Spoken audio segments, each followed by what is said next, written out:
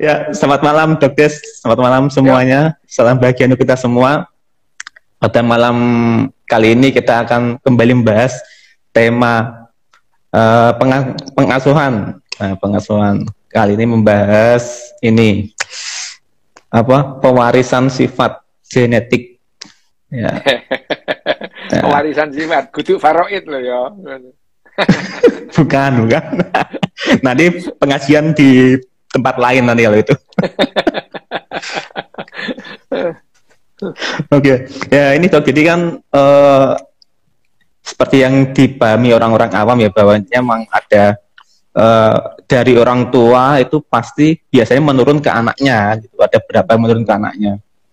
Nah, sebetulnya penurunan sifat itu seperti apa sih Dok? Dan bagaimana cara kerjanya sebetulnya? Monggo Dok dijelaskan. Oke, kalau kita berbicara mengenai penurunan sifat itu ya, sifat itu jadi kalau yang namanya sifat itu ada sifat yang kalau gampangnya kita dulu kan SMA diajarin genotip sama fenotip ya, gitu.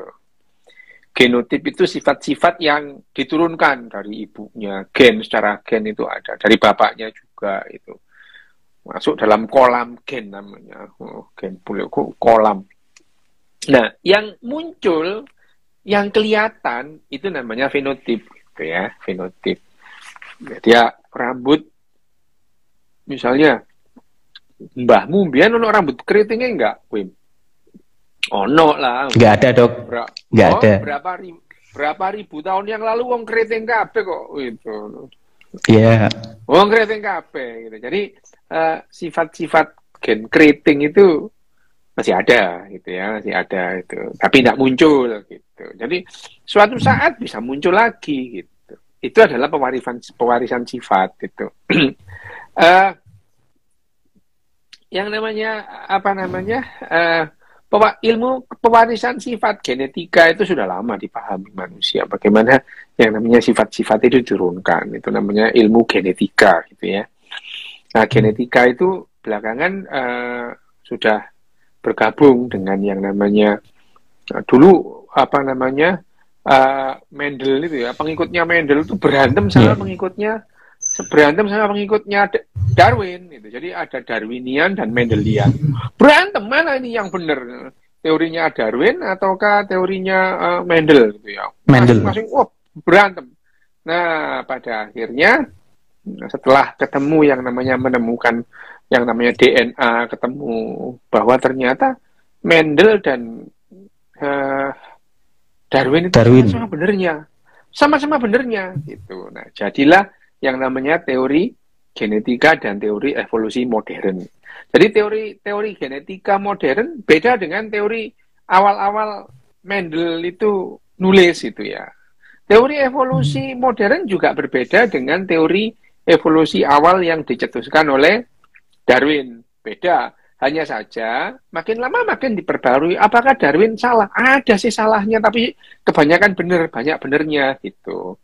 Gitu ya, itu Darwin. Soalnya Darwin itu tidak kenal yang namanya genetical drift itu ya. Drift itu genetik yang ngepot. Jadi dari samping gitu. Darwin nggak kenal karena dia belum tahu ilmu genetikanya segala. Tapi ide Darwin bahwa manusia itu hidup dalam alam semesta itu termasuk binatang-binatang itu hidup dan akhirnya punah dan bertahan menurut seleksi alam, itu sudah jelas. Itu tidak terbantahkan itu ya. Sampai sekarang belum terbantahkan. Tapi yang namanya ilmu itu tidak ada kata-kata final gitu, tidak ada. Teori evolusi modern pun ya, tentu saja yang namanya saintis itu akan sangat senang kalau bisa meruntuhkan atau mengalahkan teori evolusi gitu ya. Senang gitu ya. Karena tugas saintis itu adalah mengkoreksi segala sesuatu yang dianggap seolah-olah udah benar. Ini memang tugasnya saintis gitu ya. Jadi saintis itu tugasnya memang ragu. ini bener apa enggak ada yang lebih bener ini gitu ya. Itu sains itu. Jadi kalau misalkan kamu ngomong oh no gendruwo, temen ta, itu bukan karena kurang iman ya. Saintis memang begitu gitu ya. Wah, kamu nggak beriman Iya. pada gendruwo ya? Pembuktian. Enggak gitu ya. Gendruwo nggak perlu diimani. Ngapain iman sama gendruwo dan teman-temannya gendruwo gitu ya? Nggak perlu diimani. Saya loh ya. Kalau kalian beriman ya nggak apa-apa. Tapi saya enggak. Gitu. Aku tidak mengimani itu ya. Kalau kamu beriman pada gendruwo itu yang gendruwo yang maha separuh, gendruwo yang maha setengah ya terserah. Tapi saya nggak kenal iman. Jadi tugasnya memang skeptis, ragu gitu ya, ragu. Nah, keraguan itu diuji gitu ya. Benar enggak itu? Dan kalau ada hipotesa baru juga diuji. Ini benar atau tidak gitu ya. Itu sains. Nah, mengenai pewarisan sifat itu Mendel gitu ya. Mendel juga Mendel ini unik gitu. Mendel ini seumur hidupnya itu hampir 8 tahun itu dia ngawinin kacang polong gitu ya. Yang kacang buncis, iya kan? Kalau kacang ercis itu ya, kacang ercis itu dikawinin. Yang kuning dikawin sama yang hijau, yang keriting sama yang polos gitu ya. Dia ngawinin kacang polong tiap hari gitu. Hampir bertahun-tahun, seminggu lebih. Dia sendiri nggak kawin, coba bayangin aja itu. Ngawinin kacang polong, dia nggak kawin. Fetisnya beda, Dok. Fetisnya sama kacang. Fetisnya sama kacang. Kamu ini gimana? Emang nggak kawin. Nah, dari catatan-catatan Mendel itu lama nggak ditemukan itu. Akhirnya ada orang yang menemukan dan mengemukakan ide Mendel dan pewarisan sifat. Kok hilang, Bim? Halo, Bim? Ada, Dok, ada. Kok hilang? Wih. Dokdes yang hilang itu, dokdes. Loh, kan kok hilang? Tes. Loh, Loh. Aman aku.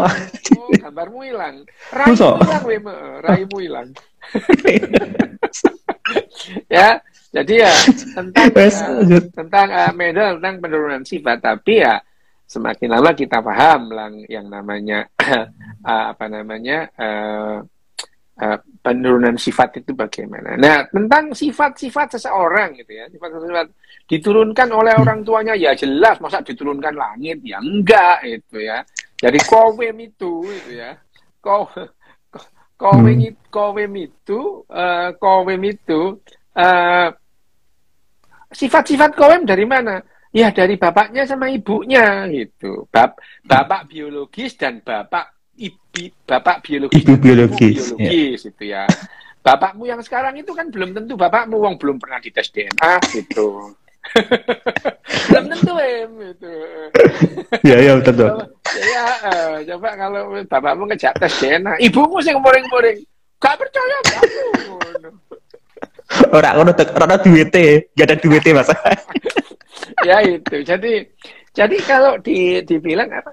Penurunan sifat itu diturunkan dari mana? Ya dari kedua orang tuanya, karena yang namanya sifat atau genetik yang sampai kepada anak itu ya, itu separuh didapatkan dari sperma, separuh lagi dari ovumnya itu ya. Jadi ini masing-masing itu adalah kromosom yang haploid, kemudian jatuh menjadi diploid gitu ya. Separuh dari ibu, separuh dari bapak. Nah, ibunya dulu dapat dari mana? Ya dari bapak dan ibunya ibu, jadi dari mbahmu dua gitu. Lah apakah kamu menerima seperempat dari mbahmu kanan kiri? Belum tentu gitu. Belum tentu, karena pada saat pemisahan itu ya, diploid menjadi haploid itu, sangat mungkin ovum yang akan jadi kamu itu adalah misalkan seperempat dari mbah perempuan, 3/4 dari mbah laki-laki, gitu bisa itu. Ya, jadi ibumu punya satu pasang kromosom gitu ya. Nah, satu pasang kromosom itu, kalau menurun itu bukan lantas mbahmu itu dapat seperempat, ya enggak gitu. Ya, kamu kan separuh itu dari ibumu, separuh dari bapakmu, ya. Kowim dapat separuh dari ibu, terus kemudian separuh dari bapak gitu. Nah, separuh dari ibumu itu bukan lantas seprapat mbahmu wedok, seprapat mbahmu lanang. Enggak gitu, itu ya. Enggak gitu. Tapi mungkin saja 0,1 dari mbahmu wedok, 0,9, 0,1 dari mbahmu wedok, 0,4-nya dari mbahmu lanang. Ya, kan 0,5 nih. Belum tentu, bisa acak. Bisa acak itu. Bisa 3 banding, 1:1, bisa 1:2, bisa 1:3, bisa 1:1,5. Pokoknya beda-beda gitu ya, beda-beda. Jadi sifat-sifat yang ada dalam dirimu, gen yang ada dalam dirimu itu bukan lantas seprapat dari mbahmu wedok, seprapat dari mbahmu lanang, enggak itu. Ya, enggak. Bisa yang satu 0,1, yang satu 0,4, yang satu 0,01. Nah, itu karena pada saat pemisahan yang namanya meiosis menjadi sel telur itu bukan lantas separuh-separuh persis, enggak, itu acak aja gitu. Acak ngambilnya, gitu ya. Nah, itu yang terus menurun ke ibumu dan menurun ke kamu. Jadi, bahwa kamu dapat separuh gen dari ibumu, iya, bener. Tetapi apa separuh gen dari ibumu itu setengah, seprapat dari mbahmu? Ya enggak gitu. Yeah. Enggak gitu ya. Enggak, karena itu acak yang membuat itu. Itu yang namanya penurunan sifat. Nah, penurunan sifat kalau dalam hal ini kita nanya mengenai kemampuan otak, loh, kemampuan otak itu memang iya, misalnya bapakmu punya gen-gen instruksi untuk membuat otak, ibumu mempunyai gen yang sama gitu ya.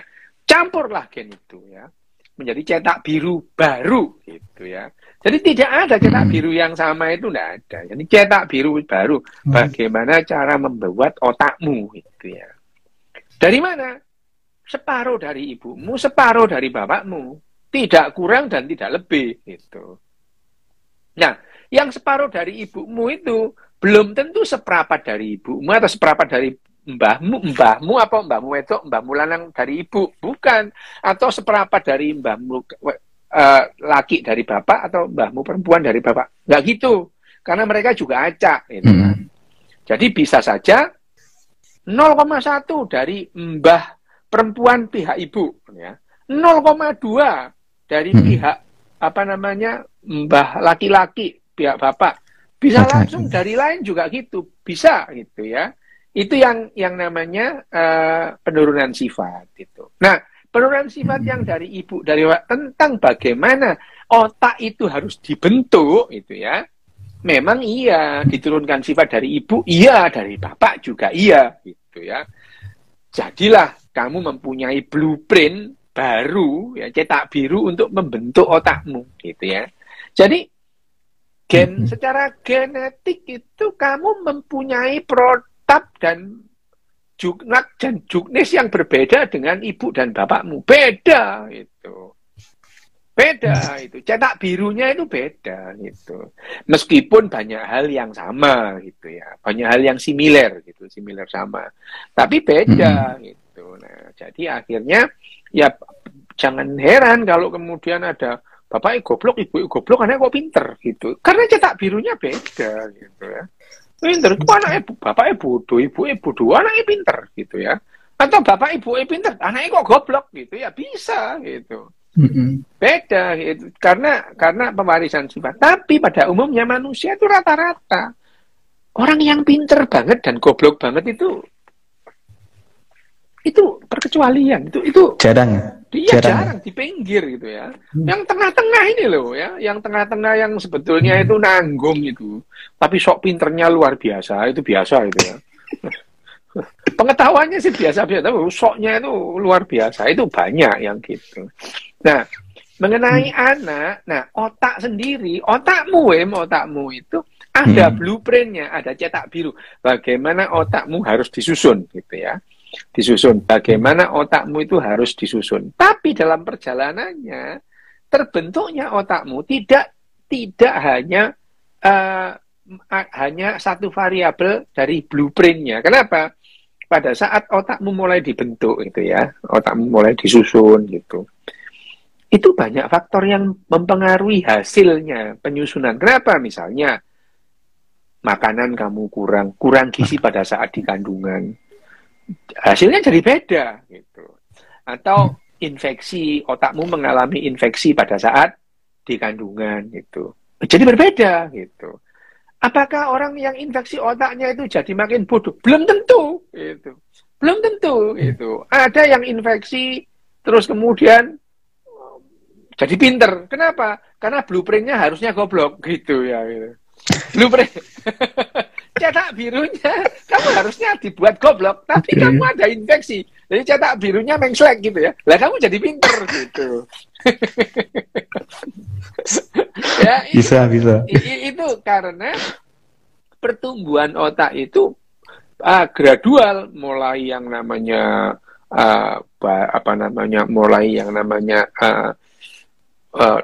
cikal bakal otak yang namanya neural plate terbentuk, terus kemudian neural plate itu menjadi neural crest, kemudian dari neural tube. Kalau proses ini ada yang mengganggu itu, terganggu proses ini, lah ya jadinya beda gitu ya. Ya, itu beda gitu. Itu beda. Nah, itu yang namanya pewarisan sifat terhadap misalnya kemampuan kerja otak. Itu beda-beda. Ya, Wim. Nah, apa namanya? Oke. Ya, jadi kan biasanya ada pewarisan sifat itu yang dominan, ada yang resesif. Iya kan? Ada yang dominan, ada resesif. Ini kan fokusnya ke kecerdasan ya, ke kemampuan ya, kemampuan atau skill otak. Lah skill itu apakah itu ada skill yang dominan atau ada pembagian skill yang resesif atau gimana dok Pak? Soal skill itu. Bedakan antara misalnya pewarisan sifat, misalnya dominan sama resesif soal misalnya golongan darah gitu, ya, itu kayak gitu. Tetapi itu kan sifat-sifat yang itu pembagian yang salah sebetulnya yang kayak gitu itu ya itu enggak ada ya gitu. Misalkan bodoh, resesif, dominan, ibunya pinter, anaknya yang niru ibunya, berarti ibunya lebih dominan. Enggak gitu cara mainnya gitu ya, enggak gitu itu ngebiauya itu ya namanya. Yang kita ngomong gen dominan resesif itu kalau itu manifestasinya pada penyakit misalnya, yang resesif muncul gitu itu ya. Tapi enggak gitu cara mainnya genetika itu. Jadi terus ibunya dominan banget itu, anaknya mirip ibunya gitu. Yuk, enggak gitu ya, karena acak gitu ya. Acak. Misalkan ada orang bilang namanya apa iya yang namanya kecerdasan itu nurun dari ibunya? Iya bener, dari bapaknya juga, gitu loh ya. Iya. Dari kakeknya juga. Dari kakeknya juga, dari mbah-mbahnya juga. Jadi kalau dikatakan kecerdasan anak menurun dari ibu, lah ya bener memang. Tapi bapak juga, mbah juga, moyangnya juga, gitu ya kecerdasan. Hanya saja yang namanya kecerdasan itu tidak hanya berupa dibentuk oleh faktor-faktor genetik saja. Kenapa? Tadi pada saat kamu pembentukan otakmu di kandungan itu ya. Janin itu ya. Terus kemudian terjadi infeksi atau misalnya ibunya mengalami lonjakan hormonal atau penurunan hormonal. Itu juga mempengaruhi di janinnya sendiri. Kalau di otaknya itu mengalami kenaikan atau penurunan hormonal yang di luar biasanya, itu jadinya juga berbeda gitu. Beda. Ya, ngono Wim. Oke, berarti untuk masalah itu belum masih mitos ya, dominan resesif gitu ya. Bukan mitos, kalian mitos ya? Salah. Salah memahami. Oh, salah persepsi. Salah memahami. Ya, nggak usah gitu misalnya. XY laki-llaki, XX itu perempuan. Loh itu salah. Oh ya. Ya kayak gitu salah, itu ya. Kayak gitu itu. Dominan, resesif itu. Ya itu kan kalau pada penyakit, misalnya salah satu contoh penyakit gitu ya. Gitu, tapi dalam hal ini nggak ada sifat ibunya dominan, bapaknya resesif. Lu jadi sopo? Nggak gitu cara mainnya gitu ya. Jadi kolam gen itu muncul itu, dalam kolam gen itu acak muncul gitu ya. Misalnya sifat-sifat yang dulu nggak muncul pada ibumu atau pada nenekmu, pada buyutmu, itu sifatnya yang muncul pada misalkan cangga atau wareng gitu. Muncul sekarang. Itu ya bisa, karena ya acak. Gen itu ada. Acak. Gitu. Ya. Acak, munculnya juga acak gitu ya. Nah, tentang kecerdasan, kecerdasan manusia itu rata-rata gitu. Rata-rata. Kemampuan manusia mengenai pengetahuan kognitif itu rata-rata. Kalau ada orang pintar fisika, itu perkecualian itu. Perkecualian itu. Loh, memang iya, fisika sekarang itu makin maju gitu ya. Bahwa ilmu pengetahuan sains itu makin maju hebat itu. Tapi kalian makin goblok gitu. Yang pintar cuma beberapa gelintir itu. Iya, ya. Iya, dan memang tidak semua orang harus mempelajari fisika, biologi gitu. Kalau semua orang mempelajari fisika, lah sing dodol beras sopo, nggak sing dadi petani sopo gitu loh ya gitu. Ya, betul. Nah, jadi kalau semua orang itu mempelajari pelajaran matematika, fisika, dunia ini berhenti, Wem, gitu. Nggak ono sing bertani, nggak ono sing golek iwak gitu ya itu. Jadi sebetulnya memang benar. Dunia ilmu pengetahuan itu sekarang sudah maju, sangat maju bahkan itu ya. Pengetahuan fisika benar-benar udahlah kita itu sampai yang tingkat elektron sampai di bawahnya ya, subatomik itu kita sekarang paham. Tapi nggak semua orang paham, hanya orang-orang tertentu gitu ya. Kebanyakan orang bodoh soal yang namanya fisika itu. Kebanyakan orang bodoh gitu. Kalau semua orang itu pinter atau paham fisika, nggak ada orang percaya hantu, itu nggak ada gitu. Nggak ada gitu. Iya. Kalau orang itu paham fisika, nggak akan ada orang percaya hantu, tidak akan ada orang percaya Tuhan. Iya bener. Keceplosan ya. Ya, memang iya. Yes. Lo memang iya gitu. Memang iya. Ada bukunya ini, Wim. Ada bukunya apa? Bukan siapa namanya? Stephen Hawking itu. Stephen Hawking itu sebelum meninggal itu dia menerbitkan buku itu ya. Orang lain sih yang nulis ya. Jawaban singkat atas pertanyaan-pertanyaan besar gitu ya. Itu. Ya. Itu ada itu. Di halaman pertama, adakah Tuhan itu? itu bab pertama. Apakah Tuhan itu ada? Itu bab pertama gitu ya. Itu bab pertama. Nanti kamu kapan-kapan bahas ini lu. Iya. Ya. Besok bahasnya itu, Dok. Besok kan bahas mistisisme atau kata. Sebetulnya orang kalau memahami fisika gitu, dia nggak percaya kan. Nggak percaya hantu, tahayul gitu ya. Nggak percaya, balik ke hantu, dibalik nggak percaya juga gitu ya. Tapi karena orang itu nggak paham, maka orang percaya gitu ya. Nah, itu yang apa namanya? Itu yang membuat. Jadi sebetulnya kalau orang itu percaya Tuhan, cerdas apa enggak? Lo cerdas banget itu. Cerdas banget. Kenapa? Kalau kamu nggak percaya, lo kamu dimusuhin orang. Oh ya, itu berarti cerdas gitu ya. Itu cerdas. Jadi cerdas sama bodoh apa bedanya? Lah itu ya itu cerdas. Kayak kemarin tuh, jadi memang lebih saya fokusnya ke gini, jadi biar orang itu semakin mengenal bahwa cerdas itu adalah survival skill. Jadi suatu keahlian biar dapat hidup lebih lama, bukan tentang apa tentang. Jadi bukan tentang pengetahuan kognitif, bukan. Gitu. Bukan pengetahuan tentang fisika, bukan. Orang makin cerdas, misalkan pinter fisika, apakah dia cerdas? Belum tentu itu. Orang dia pinter fisika dimusuhin orang sak kampung gara-gara bilang Tuhan nggak ada itu. Ya gitu ya. Itu dimusuhi. Artinya dia orang nggak cerdas. Yang cerdas itu tahu fisika tapi meneng-meneng loh. Itu cerdas itu. Ada nggak orang ahli fisika tapi cerdas? Ada gitu ya. Dia tahu sih sebetulnya nggak ada, tapi diem aja gitu. Daripada diantem orang banyak misalnya gitu. Nah itu. Betul. Nah, itu yang namanya cerdas. Nah, cerdas dan pinter secara kognitif itu dua hal yang berbeda gitu. Dua hal yang berbeda. Orang yang mendalami fisika misalnya, bagi dia ya fisik, nggak ada. Alam semesta itu fisik, bahkan metafisika itu omong kosong bagi orang-orang ahli fisika, gitu ya. Misalnya, siapa namanya, Stephen Hawking, bagi Stephen Hawking, namanya metafisika apa? Kamu nggak bisa jelasin aja ngomong metafisika gitu ya. Kamu nggak paham fisika, itu ngomong metafisika. Ngomong fisika aja nggak paham, kamu ngomong metafisika, gitu ya. Jadi, yang namanya kecerdasan itu bukan orang yang pintar matematika, pinter fisika gitu, pinter biologi, bukan itu.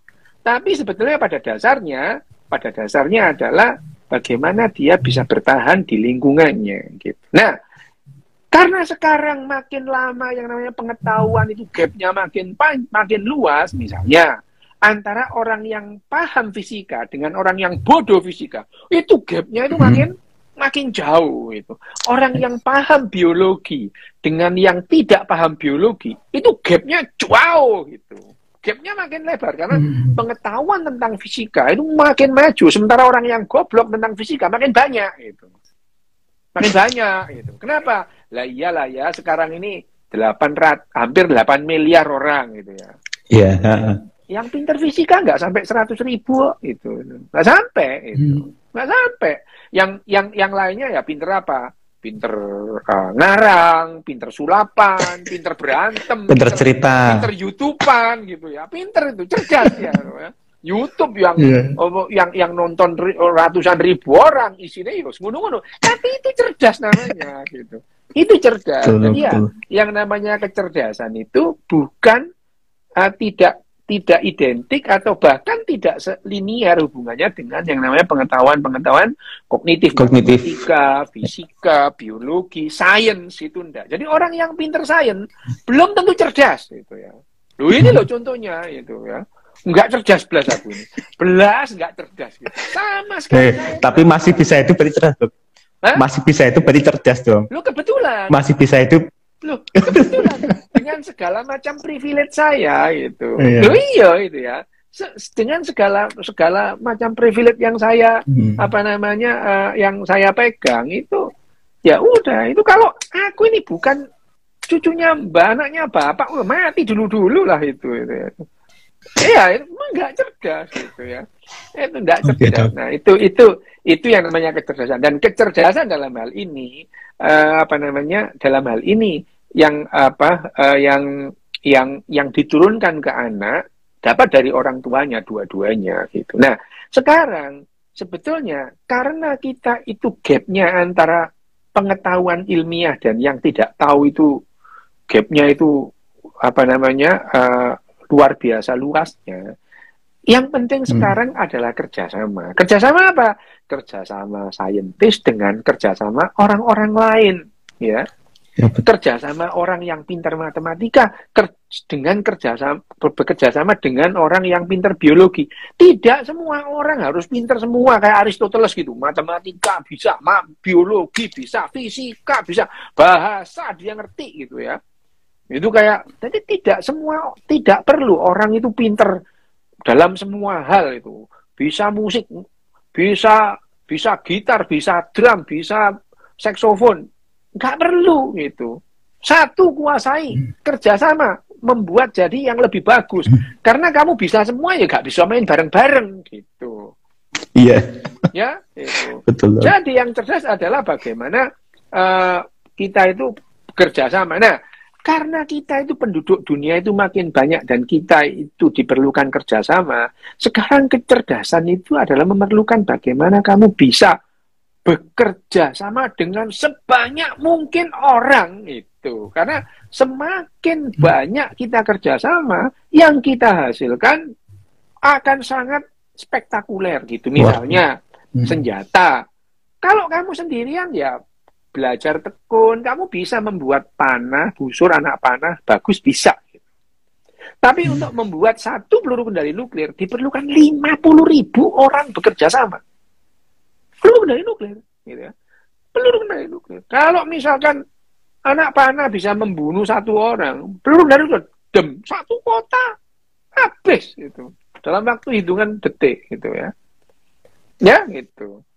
Ya gitu. Itu misalnya Kamu kalau membuat layangan itu, nggawe dhewe ya iso Wim gitu ya.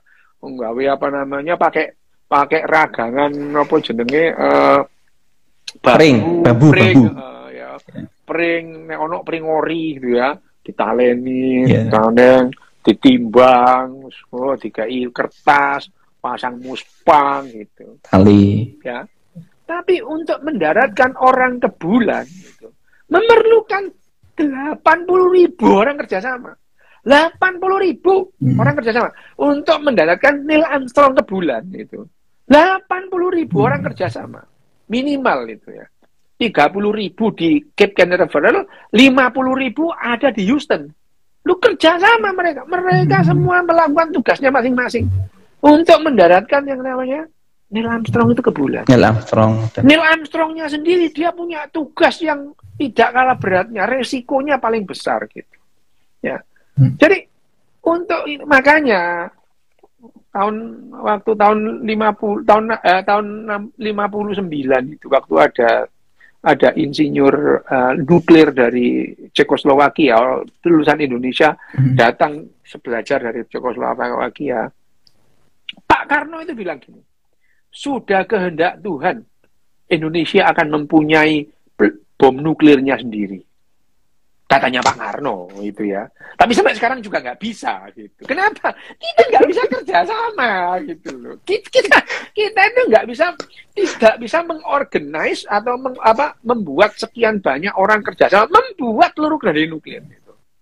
Yang bisa Pakistan, India bisa gitu. India. Kenapa?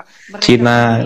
Cina sudah gitu ya. Yeah. Ya, karena Pakistan itu dimentori sama Cina, India dimentori sama Uni Soviet dulu gitu ya. Dulu itu. Jadi jadi itu yang membuatnya. Jadi yang bagaimana kita meningkatkan kecerdasan kita? Ya, bagaimana caranya kita kerjasama lebih besar gitu. Nah, hal-hal yang bisa membuat kerjasama itu yang dipupuk, dilatih, dididik sejak kecil. Itu akan meningkatkan yang namanya kecerdasan kolektif manusia gitu ya. Manusia itu nanti angan-angannya Dyson untuk membuat Dyson Sphere untuk menangkap semua foton matahari digunakan 100% kebutuhan untuk bumi gitu ya. Itu bisa dicapai kalau manusia itu bisa bekerja sama jauh lebih banyak dari yang sekarang gitu ya. Sekarang apakah manusia itu kerjasama secara menyeluruh? Nggak mau, gitu. Nggak mau. Pendukung Jokowi nggak bakal mau dengan pembenci Jokowi, nggak bakal bersatu. Itu nggak bisa, gitu. Iya, Dok. Ya, bagaimana kamu mau membuat peluru kendali nuklir? Tiap hari masih ribut sama cebong sama kadron. Nggak ada habisnya. Kampret. Kadron sekarang, gitu. Jadi yang satu ngolong-ngolongin cebong, yang satu ngolong-ngolongin kadron. Gimana kamu mau bekerja sama gitu? Mau kerja sama itu cebong pakai drone. Loh ya, nggak bisa sudah gitu ya. Jadi, nah itu kenapa demikian? Karena memang dari kecil kita tidak dilatih untuk kerjasama. Nah sekarang kalau untuk meningkatkan bagaimana meningkatkan yang namanya kerjasama, dilatih tuh. Mengenai kognitif, otak kita siap untuk menampung hal-hal kognitif rata-rata pada saat umur 9 tahun. Ya, rata-rata. Jadi, waktu kecil nggak usah lah diajari fisika, matematika, ngitung, nggak usah gitu ya. Seperti di negara-negara yang maju itu sampai kelas 3, nggak ada ujian matematika, nggak ada gitu ya, ada. Nah, itu yang namanya kecerdasan dan pengetahuan kognitif. Nah, seringkali kita menganggap cerdas itu adalah orang yang pintar dalam pengetahuan kognitif. Itu bukan kecerdasan. Itu hanya pengetahuan kognitif. Oke, Dok. Ya, ini kembali ke masalah itu, Dok. Apakah ada gen tertentu yang mempengaruhi kecerdasan tadi, Dok? Mungkin mempengaruhi dia bisa menerima pengetahuan kognitif, atau mungkin mempengaruhi seseorang berpikir rasional, atau mungkin mempengaruhi seseorang bisa percaya tahayul. Apakah ada genetiknya, apa kode genetik tersendiri, Dok? Oh iya, kalau kecenderungan orang-orang percaya terhadap hal-hal yang tidak dipercaya, itu sudah jelas genetik gitu ya. Itu, dan itu yang membuat kita bertahan selama ribuan tahun gitu ya. Itu kita bertahan selama ribuan tahun karena gen-gen yang seperti ini gitu ya. Jadi bagaimana kita itu believe unbelievable gitu ya. Itu juga dipengaruhi sampai sekarang, sampai apalagi kalau tidak misalnya sifat itu tidak muncul, jadinya kayak gini itu ditanya apa bener enggak lah itu gitu ya itu. Jadi ini sifat-sifat seperti ini juga muncul secara acak. Ada orang-orang yang perkecualian gitu, yang jengkelin itu, yang lain-lain dikasih tahu tentang tahayul, iya yang ini pak bohong gitu ya itu. Dari kecil nggak percaya itu. Nah, yang begini itu adalah pengecualian. Secara umum, ya orang gampang dibohongi dengan hal-hal yang sulit dipercaya sebetulnya. Ngono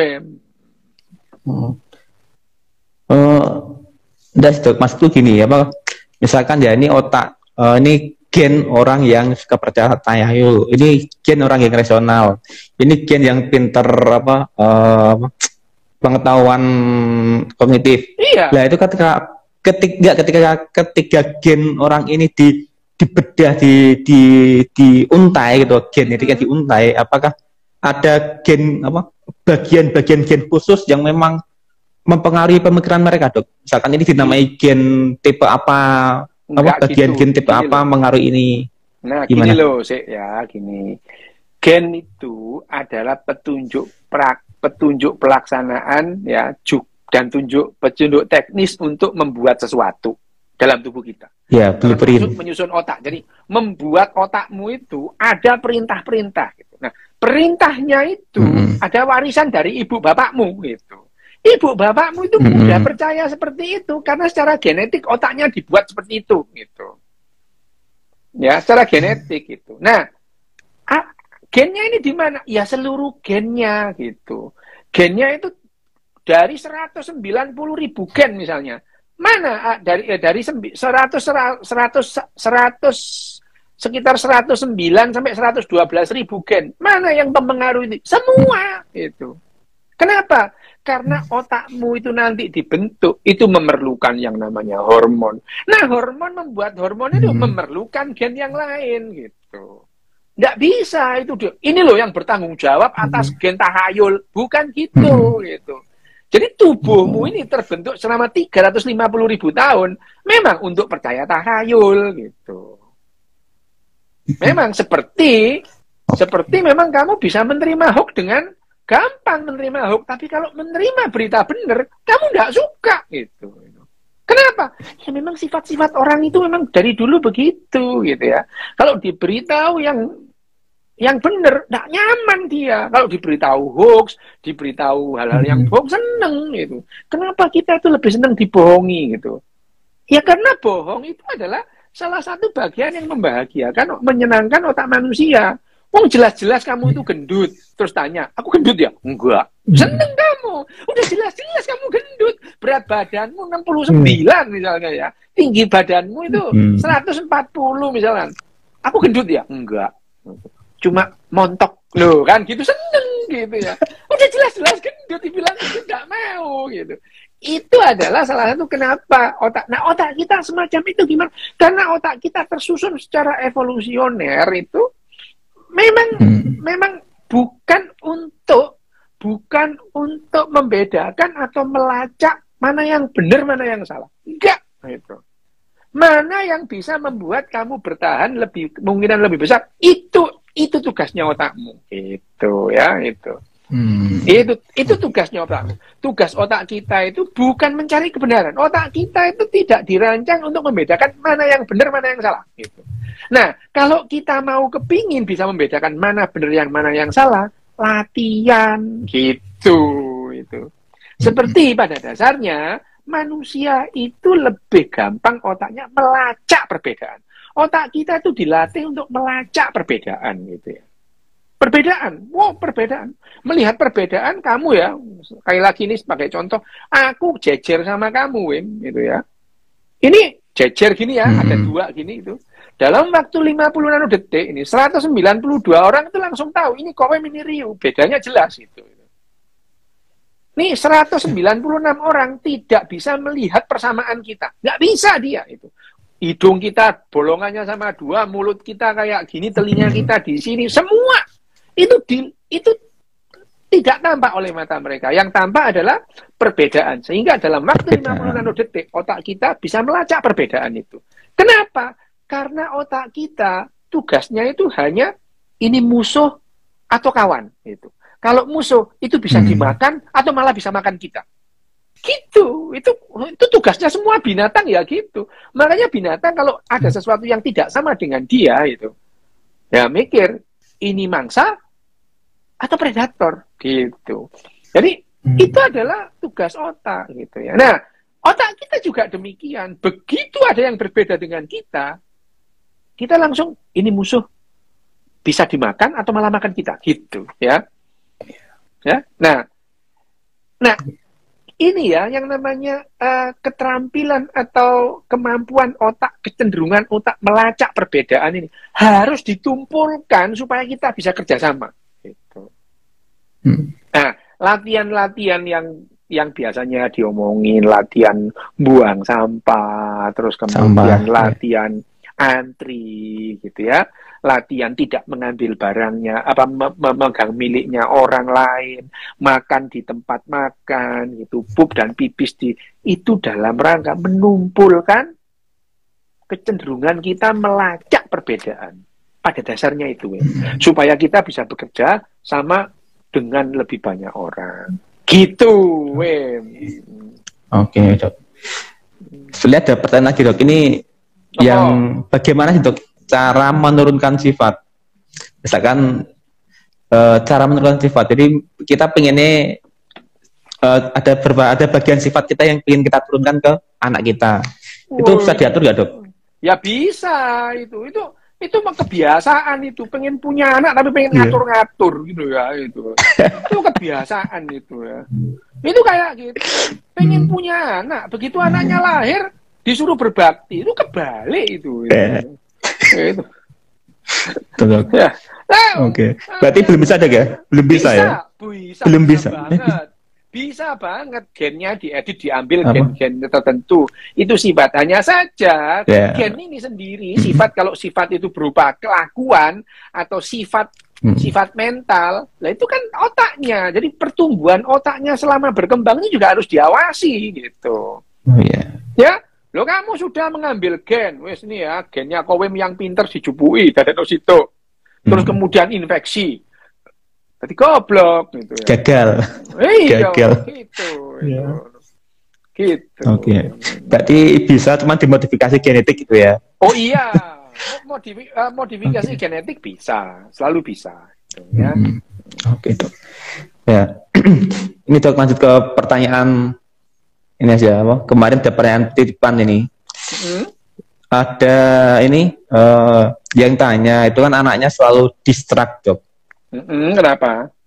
Lah itu latihannya gimana sih, Ben? Apa biar anaknya itu bisa nggak distract gitu, Dok?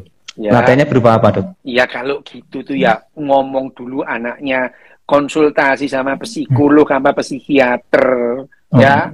Ditentukan dulu anaknya ini sebetulnya kenapa, apa yang dihadapi. Jangan disimpulkan sendiri gitu ya. Ini kebiasaan kita mendiagnosis sendiri, itu kebiasaan banget itu ya.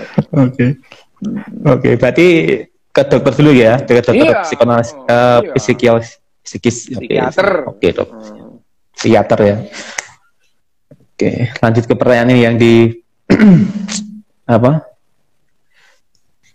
Ini ada yang tanya, Dok.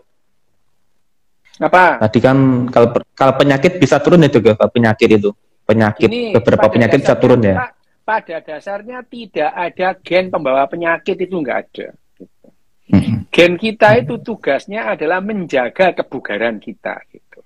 Tetapi ada gen-gen tertentu yang bermutasi sehingga kemampuan dia menjaga kebugaran kita jadi turun atau bahkan hilang. Oh.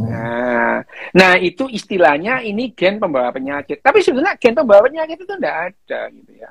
Gen menjadi gen pembawa penyakit kalau gen itu bermutasi sehingga kemampuannya, fungsinya menjaga kebugaran atau kesehatan kita hilang. Nah, orang jadi sakit karena adanya gen yang bermutasi itu gitu. Misalnya ada yang namanya gen BRCA1. Itu tugasnya adalah menghambat terjadinya tumor atau kanker. Gitu. Nah, kalau gen BRCA1-nya orang ini bermutasi, maka 85% dia akan sakit kanker payudara. Loh ya, Angelina Jolie itu pinter itu. Yanto Anggoro itu. Angelina Jolie itu gen BRCA1-nya bermutasi gitu ya. Berarti dia 65-85% dia akan mengalami kanker payudara. Gitu, ya itu. Makanya Angelina Jolie tahun 2013 ini kelenjar payudaranya diambilin semua supaya tidak kanker gitu. Tapi sebetulnya tidak ada gen pembawa penyakit itu tidak ada. Yang ada adalah gen penjaga kebugaran mengalami mutasi. Itu. Oke? Oke, Dok. Ini lagi, Dok. Ini aja yang biasanya muncul ini. Apakah benar ketika bayi dalam kandungan bisa merekam dan merasakan segala emosi yang ibunya rasakan? Enggak benar.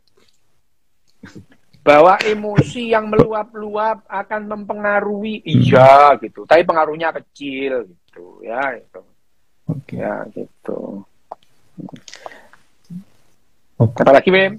Berarti bukan merasakan tapi kena respon ya, meresponnya ya, Pak. Berdampak pada anaknya. Apa lagi?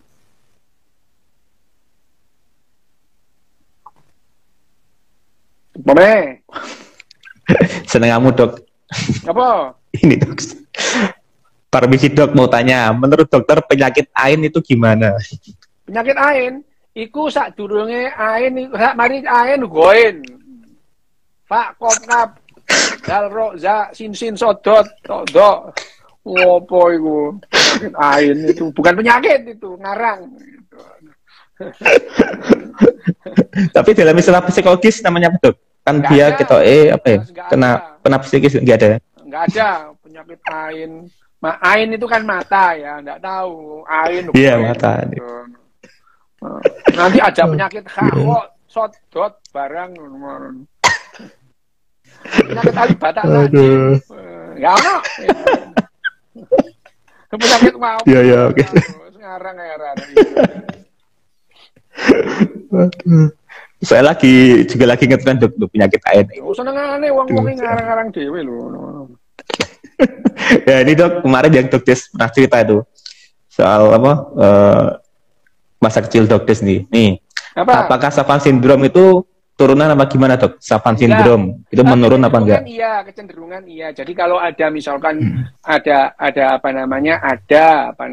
riwayat mbahnya atau pamannya lagi ya, canggih. Dalam itu ada atau sepupunya ada yang autism itu.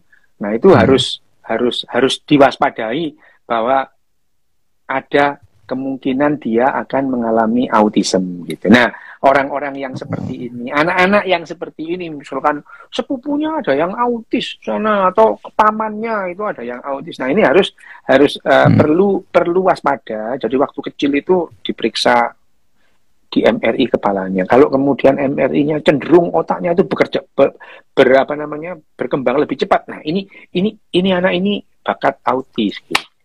Ya gitu. Jadi ya bukan menurun, bukan genetik, tapi kecenderungannya itu diturunkan ya, genetik ya, kecenderungan ya. Ya. Ya, somene.